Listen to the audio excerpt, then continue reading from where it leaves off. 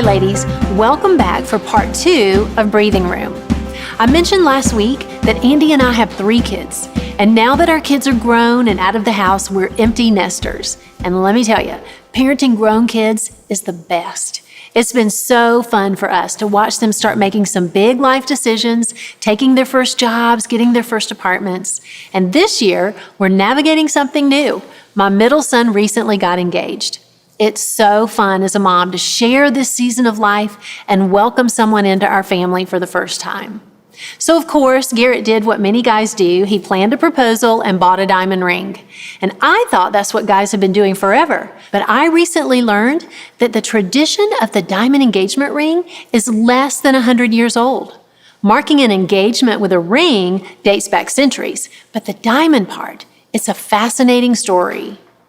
A huge diamond mine was discovered in South Africa in the late 1800s, making diamonds widely available for the very first time.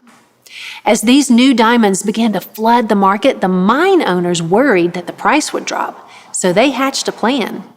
The best way to keep the price of diamonds high would be to limit the supply. So they joined forces to launch one company that would eventually control almost all the world's supply. And then they limited the number of diamonds that they sold. Now let's pause for a quick economics lesson.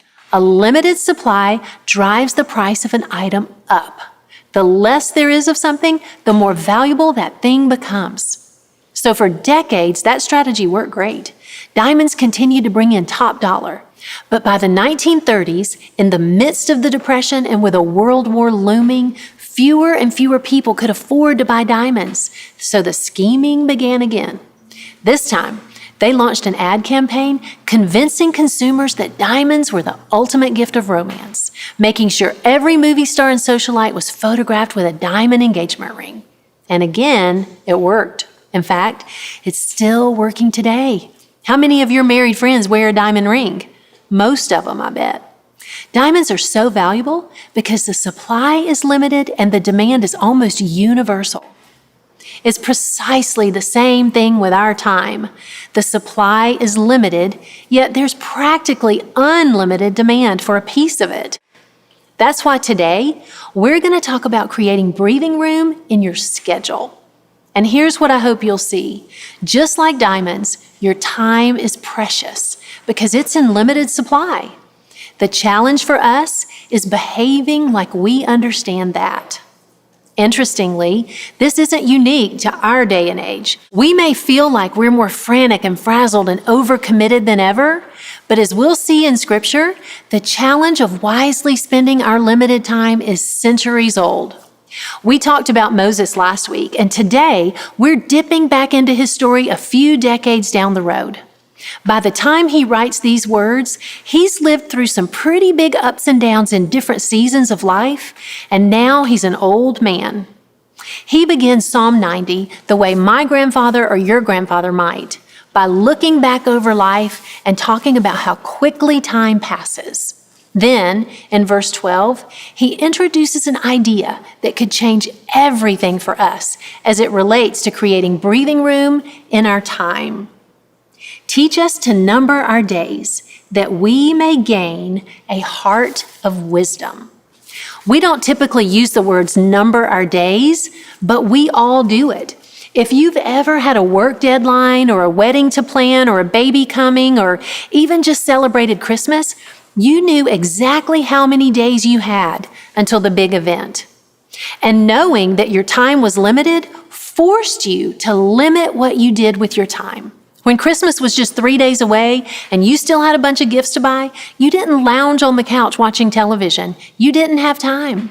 When a big presentation was coming up at work, you didn't reply to every minor email in your inbox. You had some higher priority things to do. In this verse, Moses is asking God to help us live our whole lives with this perspective, to live like we understand the value of the limited supply of time. This is the only way to keep some breathing room in your calendar. If you forget this truth, the current of culture will swallow up every spare minute you have. Remember as a kid making a countdown chain out of construction paper? You would tear off links counting down to a big vacation or to the end of the school year.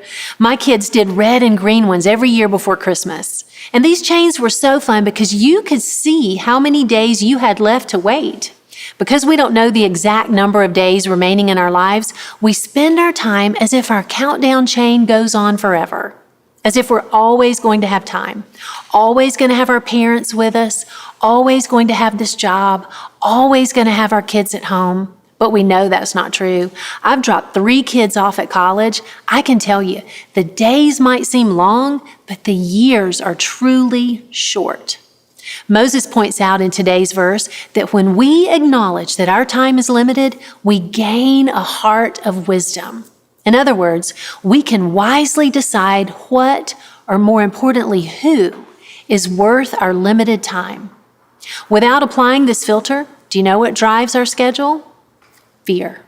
Just like we talked about last week. Maybe you're afraid of missing out or disappointing others, so you RSVP yes to a party you don't even really want to attend. Maybe you're afraid of not mattering, so you volunteer to chair the school fundraiser. Maybe you're afraid of falling behind, so you sign up for a gym membership or a night class. And again, these fears trick us into making the wrong choice. They convince us to prioritize people or activities that won't matter to us in the long run.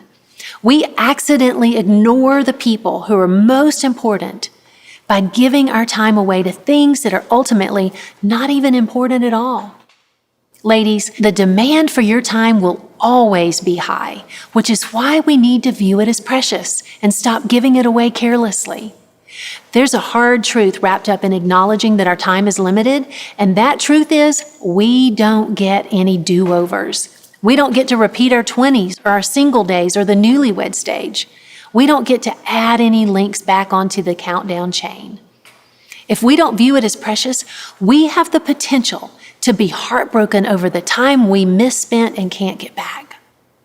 Sure, you may have busy months or even busy seasons, but life is just better with breathing room. It's better when you're not running late to everything, dashing from appointment to appointment. It's better when you have the downtime for a spontaneous date with your spouse or an adventure with your best friend. The way to create this breathing room is to embrace that your time is limited, so you need to limit what you do with your time. This week, as you follow along in the book, you're going to tackle some tough choices, and I'm going to push you to make some practical changes. We want this God-sized perspective to trickle down into the details of your schedule so that you can look back on each season of life with the satisfaction of having spent your time on the right things and, more importantly, on the right people.